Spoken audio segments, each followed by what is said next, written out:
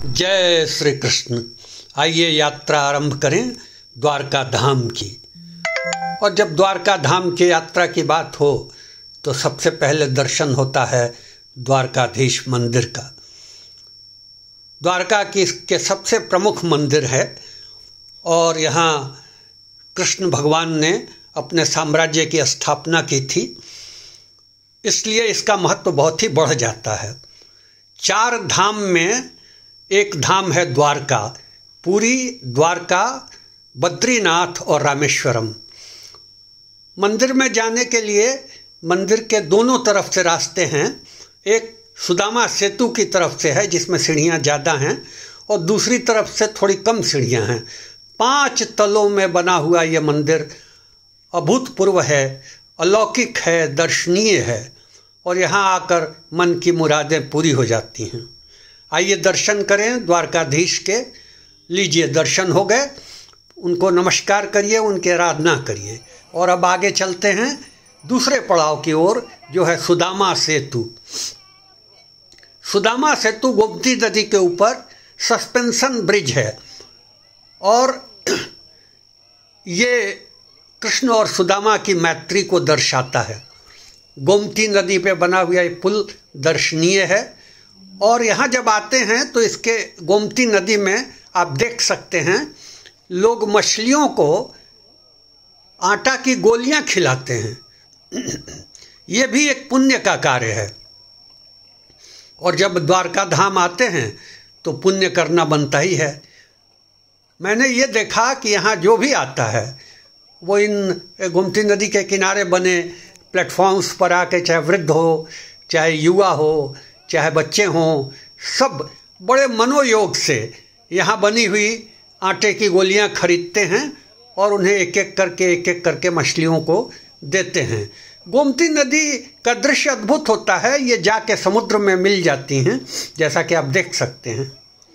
और सुदामा सेतु के बाद जो अगला पड़ाव है हम लोगों का, वो है नागेश्वर महादेव का। ये मंदिर भारत के 12 ज्योतिर्लिंगों में से एक है और यहाँ जो भी द्वारका आता है वो नागेश्वर धाम में जाकर भगवान शिव के दर्शन करता है। और बाहर एक बहुत बड़ी प्रतिमा बनी हुई है भगवान शिव की, जैसा कि आप देख सकते हैं। काफ़ी भीड़ जमा होती है और सब देख के प्रसन्न होते हैं, नमन करते हैं। इतनी विशाल शिव प्रतिमा देख के सबका मन हर्षित हो जाता है। और ये सब करने के बाद मनुष्य के मन में नेचुरली दिन भर के बाद भूख लगाती है तो भोजन की व्यवस्था में निकलता है।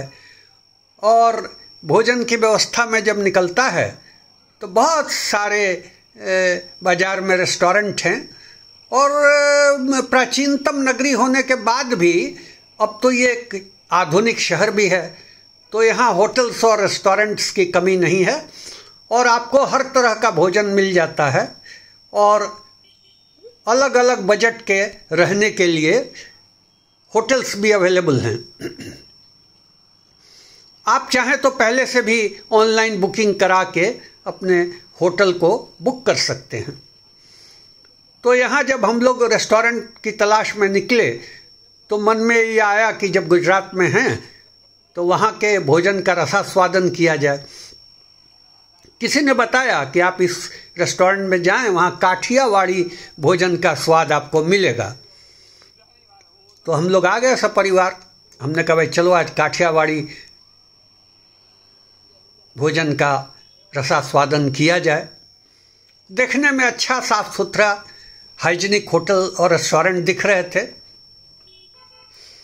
तीर्थस्थलों पे आजकल अच्छे अच्छे रेस्टोरेंट्स बन गए हैं, अच्छे अच्छे होटल्स बन गए हैं, क्योंकि तीर्थ यात्री काफ़ी संख्या में आते हैं और हर स्तर के लोग आते हैं। तो अपने बजट के अनुसार रेस्टोरेंट देख के, साफ़ सफाई देख के आदमी भोजन ग्रहण करने आता है दिन भर की थकान के बाद। और ये जहाँ हम लोग कर रहे हैं अभी रात्रि भोजन, वहाँ मैंने देखा कि साफ़ सफाई बहुत अच्छी है और जो यहाँ के स्टाफ हैं, जो वेटर्स हैं, उन्होंने अपने सिर पर पॉलीथीन की कैप्स लगा रखी हैं जिसका उद्देश्य ये है कि जो भोजन आपको परोसा जा रहा है उसमें कोई बाल वाल न गिरे और आपको साफ स्वच्छ भोजन मिल सके, तो काफ़ी अच्छी व्यवस्था है।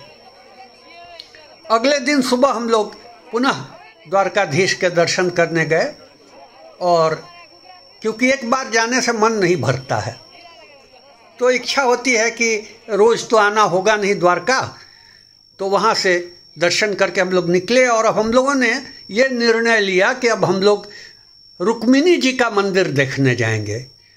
कृष्ण की नगरी में गए और रुक्मिणी जी के मंदिर का दर्शन नहीं किया तो ऐसा लगता है जैसे यात्रा अधूरी रह गई। वहाँ उन्होंने एक रुक्मिणी मंदिर बनवाया हुआ है, बहुत अच्छा मंदिर है, बहुत भव्य है, और उस मंदिर से ये लगता है कि वाकई कृष्ण के साम्राज्य में, भगवान कृष्ण के साम्राज्य में रुक्मिणी जी के मंदिर में अभी आए और उनका भी दर्शन किया। तो ऐसी अंदर से भावना उपजती है कि हमारी यात्रा संपूर्ण हो गई। आपको एक झलक दिखाता हूँ रुक्मिणी मंदिर का, क्योंकि जो भी यहाँ आता है वो यहाँ भी दर्शन करने अवश्य आता है। बड़ी सुंदर बनावट है मंदिर की। मंदिर की दीवारों पे तरह तरह के मूर्तियाँ उकेरी गई हैं और भव्य लगता है। और इस मंदिर में आके बड़ी तृप्ति मिलती है कि भगवान की आराधना तो हो ही गई और अब रुक्मिणी जी की भी आराधना हो रही है। वहाँ के लोगों ने मंदिर को चारों ओर से साड़ियों से लपेट दिया है। ऐसे कुछ तीर्थयात्री आते हैं जो आप देख सकते हैं, लाल और हरे और पीले रंग के साड़ियों से संपूर्ण मंदिर की प्रदक्षिणा करते हुए ये लगा दिए गए हैं और बड़ा अच्छा लगता है देख के। और जो कलाकृति की गई है दीवारों पर, जो मूर्तियां उकेरी गई हैं, वो भी अपने आप में दर्शनीय हैं, जैसा कि आप देख ही रहे हैं। और बड़ा आनंद आता है, अंदर से एक तृप्ति का आभास होता है, अंदर से लगता है जैसे हमारी यात्रा पूरी हो गई। मंदिर के अंदर जाके हम दर्शन करते हैं। हालांकि अमूमन फोटोग्राफी और वीडियोग्राफी मना है, फिर भी बहुत ज़्यादा रोक टोक नहीं है, आप थोड़ी बहुत कर सकते हैं। तो हमने कहा कि आप सब लोगों के लिए मैं थोड़ी सी यहाँ की भी वीडियो बना लूँ और आपको दिखाऊं। तो मंदिर के अंदर ये देखिए, दर्शन करिए माँ रुक्मिणी के। ये माता रुक्मिणी के मंदिर के अंदर का गर्भगृह का दृश्य है, पुजारी हैं। और अब वहाँ से निकल के हम लोग जा रहे हैं बेट द्वारका। बेट द्वारका जो है वो समुद्र के पार जाकर एक आइलैंड है, एक द्वीप है, जहाँ पर कहा जाता है, और जैसा कि पुरातत्व विभाग के लोगों ने अपने सर्वेक्षण में समुद्र तल के अंदर जाकर सर्वेक्षण करके पता किया, वहाँ अभी भी एक पुरातन नगरी के अवशेष मौजूद हैं। ऐसा कहा जाता है कि वही असली द्वारका थी जो धीरे धीरे बाद में समुद्र में विलीन हो गई। तो बिना बेट द्वारका गए द्वारका की यात्रा संपूर्ण नहीं होती है, आपकी तीर्थ यात्रा संपूर्ण नहीं होती है। अब इसके पहले कि मैं आपको ये जेटी आपको दिखाऊंगा, यहाँ एक अभूतपूर्व घटना हुई जहाँ हमारे परिवार की एक बालिका को भगवान श्री कृष्ण ने जीवन दान दिया। मैं इसके बारे में आपको बताना जरूरी समझता हूँ और आपसे अनुरोध करता हूँ कि इस वीडियो को अंत तक देखें, ताकि प्रभु की कृपा के बारे में आपको अंदाजा हो सके। हम लोग सब परिवार यहाँ पहुँचे। ओखा एक स्थान है, वहाँ एक ओखा जेटी से, ये देखिए वो है स्थान, ओखा जेटी से यहाँ से मैकेनाइज्ड बोट्स और वेसल्स जाती हैं बेट द्वारका। तो आपको अभी दिखाऊंगा वो स्थान जहाँ वो घटना घटी और जहाँ हमारे मन में भगवान श्री कृष्ण के प्रति एक अजब सा विश्वास अंदर से पैदा हुआ और ऐसा लगा कि वाकई भगवान में शक्ति तो होती है अगर वो आपके सहाय रहते हैं, आप पर उनकी कृपा दृष्टि बनी रहती है, आप पूर्ण भक्ति भाव से और मनोयोग से जाते हैं तीर्थ में, तो प्रभु हर पल पर आपकी रक्षा करते हैं। ये देखिए वो है, ये है स्थान जहाँ पर वो दुर्घटना हुई और उसके बाद प्रभु ने हमारे घर की बालिका को जीवन दान दिया। ऐसा हुआ कि जब हम लोग जेटी से इन नौकाओं में सवार होते हैं तो बहुत भीड़ भाड़ होती है और अफरा तफरी का जैसे माहौल होता है, तो उसमें वो बच्ची जो है वो जेटी से बोट में चढ़ते वक्त सीधे समुद्र में गिर गई और देखते ही देखते वो संपूर्ण रूप से समुद्र के अंदर विलीन हो गई। रोना पिटना मच गया, अफरा तफरी का माहौल हो गया और सब दुखी और उदास और परेशान हो गए और सबकी निगाहें उसी बिंदु पर लगी हुई थी जहाँ पर वो बालिका समुद्र के अंदर चली गई थी। और तभी जैसे भगवान श्री कृष्ण ने उसको नीचे से बाहर की ओर फेंका और उसका सर बाहर आया, और जैसे ही सर बाहर आया उसके बड़े भाई ने उसके सर को पकड़ा, उसके बालों को पकड़ा और बहुत सारे लोगों ने हाथ बढ़ा के उस लड़की को खींच के बाहर कर लिया। इस तरह हमारे परिवार की उस प्रिय बालिका को ईश्वर ने नया जीवन दान दिया। लोगों को यकीन न हो, लेकिन हम सबको ये यकीन होता है कि प्रभु में अपार शक्ति है और अगर उनकी इच्छा हो तो आपको कुछ भी नहीं हो सकता है, आपके साथ कोई दुर्घटना नहीं हो सकती है। बस सच्चे मन से उनकी आराधना करने की ज़रूरत होती है और उनकी कृपा प्राप्त होती है। बेट द्वारका से जब आप लौटते हैं और शाम होने को होती है तो समुद्र में सूर्योदय का दृश्य जो होता है अद्भुत होता है, अलौकिक होता है, बहुत कम देखने को मिलता है। जो लोग समुद्र तटीय स्थानों पर रहते हैं उन्हें अवश्य देखने को मिलता है। मैंने जुहू बम्बई में भी समुद्र में सूर्यास्त के दृश्य देखे हैं, लेकिन यहाँ पे पूरे समुद्र के एक छोर पर सूरज धीरे धीरे अस्ताचलगामी होता है, अद्भुत लगता है। और यहाँ पर पक्षियों को, ये पक्षी जो होते हैं ये समुद्र के पक्षी होते हैं और सभी समुद्रीय तटों पर पाए जाते हैं, इन्हें सीगल भी कहते हैं। तो इनको भी खिलाने की परंपरा है। इनको उस नाव में ही, उस मैकेनाइज्ड वेसल में ही ऐसी सामग्रियां मिलती हैं जिन्हें लोग खरीद खरीद के इन पक्षियों को भोजन देते हैं।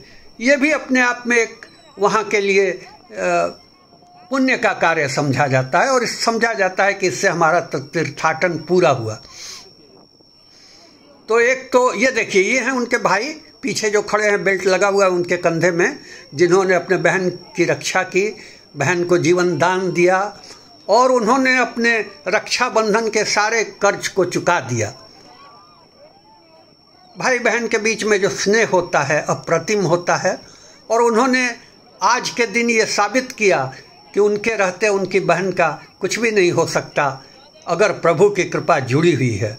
और भगवान श्री कृष्ण ने वाकई हम सब के परिवार पर बड़ी कृपा की, वरना हमारा ये तीर्थ यात्रा एक दुखद स्मरण के रूप में रह जाता। लेकिन प्रभु को ये कहाँ मंजूर था। उन्होंने हमारे परिवार पर कृपा की, उसको समुद्र के अंदर से बाहर निकाला और उसके प्राणों की रक्षा कर ली, उसको प्राण दान दे दिया। इससे आप समझ सकते हैं कि हमारे तीर्थाटन का क्या महत्व होता है और भक्ति भाव का क्या महत्व होता है। अगर आपको ये वीडियो पसंद आया हो तो कृपा करके इसे शेयर करिए, लाइक करिए और मेरे चैनल को सब्सक्राइब कीजिए। मेरे चैनल पर मैंने ऑलरेडी 26 वीडियो डाले हुए हैं जो दुनिया के बहुत सारे दर्शनीय स्थलों के हैं, देश विदेश के हैं और सिर्फ तीर्थ वाले नहीं हैं बल्कि और भी मनोरंजक हैं, दर्शनीय स्थलों के हैं। तो कृपा करके आप मेरे चैनल को सब्सक्राइब करिए और इस बात का ध्यान रखिए कि आपके कमेंट्स मेरे लिए बहुत महत्वपूर्ण हैं, इसलिए कमेंट बॉक्स में जाके अपने कमेंट्स लिखिए ताकि मैं उन कमेंट्स के आधार पर आगे के लिए आपके लिए वीडियो बनाता रहूं। नमस्कार, जय श्री कृष्ण।